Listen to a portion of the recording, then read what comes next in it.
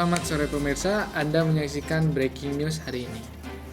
Pemerintah resmi memulai implementasi program Makan Bergizi Gratis atau MBG, salah satu program unggulan Presiden Prabowo Subianto dan Wakil Presiden Raka Buming Raka.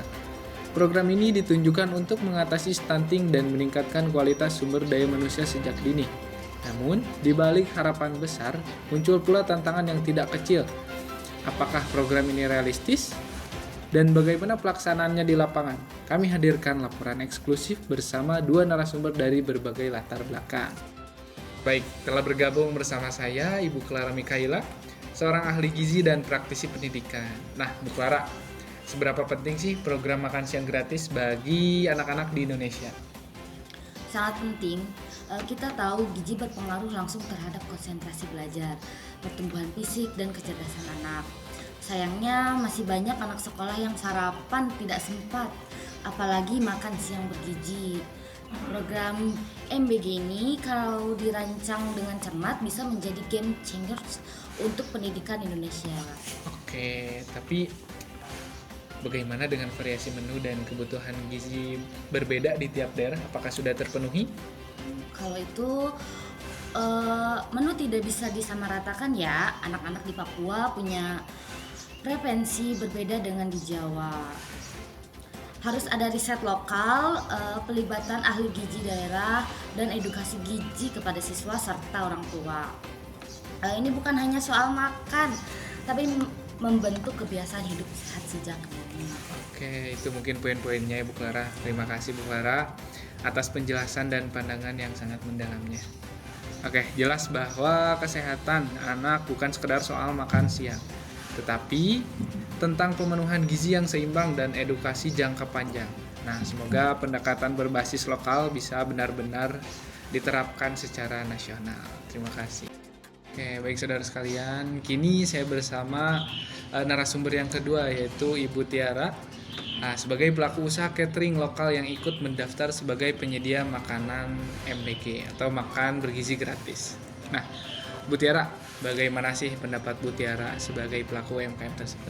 Nah, jadi program ini bisa jadi angin segar buat kami para UMKM. Tapi jujur saja kami masih bingung bagaimana mekanisme pengadaannya, apakah benar-benar melibatkan usaha kecil? Jangan sampai kami hanya menjadi penonton, sementara proyek ini dikuasai pemain besar dari pusat. Oke, jadi Anda berharap ada jaminan keterlibatan UMKM kah? Ya, betul. Jadi pemerintah tuh harus bikin sistem klaster UMKM, beri pelatihan dan dukungan permodalan, sehingga kami bisa suplai bahan lokal seperti telur, sayur, bahkan masak langsung di dapur komunitas. Tetapi harus diberi kesempatan yang adil. Oke. Ini tuh penjelasan dari Bu Tiara. Terima kasih atas penjelasannya Bu Tiara. Tapi soal pemerintah ekonomi dan pemberdayaan masyarakat dari bawah, kita berharap tidak hanya perusahaan besar yang diuntungkan dari program sebesar ini, juga keinginan kita melibatkan usaha-usaha kecil, UMKM kecil, seperti itu Bu Tiara ya? Ya, betul. Terima kasih atas waktu dan tempatnya Ibu Tiara, Bu Clara. Terima kasih. Baik, kita kini menuju Bekasi, tempat program MBG mulai dijalankan hari ini. Sudah bergabung bersama kami rekan reporter Raihan Dimas. Silahkan Raihan. Ya, Februari, saat ini saya berada di SDN 01 Bekasi Timur, salah satu sekolah percontohan program MBG. Sejak tadi pagi, sekitar 300 siswa telah menerima makan siang gratis terdiri dari nasi ayam, sayur bayam, dan buah potong. Antusiasme siswa sangat tinggi dan guru-guru ikut mengawasi jalannya pembagian makanan. Namun di balik itu, ada sejumlah tantangan teknis yang mulai terasa. Ada keterlambatan distribusi dari beberapa kelas dan beberapa orang tua mengakui belum tahu komposisi menu yang diberikan. Meski demikian, pihak sekolah memastikan semua makanan yang telah diuji standar higienisasinya oleh Dinas Kesehatan setempat. Dari sisi penyediaan, catering lokal Dapur Mandiri dipercaya menyiapkan 600 porsi per hari. Mereka bekerja sama dengan petani dan pemasok bahan pangan setempat. Program ini baru dimulai dan masih jauh dari kata sempurna. Namun jika terus dievaluasi dan diawasi secara partisipatif, harapannya akan membawa dampak besar bagi generasi mendatang. Dari Bekasi, saya Raihan Prayoga Dimas Putra melaporkan untuk Breaking News kembali ke studio. Baik, terima kasih Dimas atas laporan langsungnya dari lapangan. Pemirsa, program ambisius ini tentu membutuhkan anggaran yang sangat besar.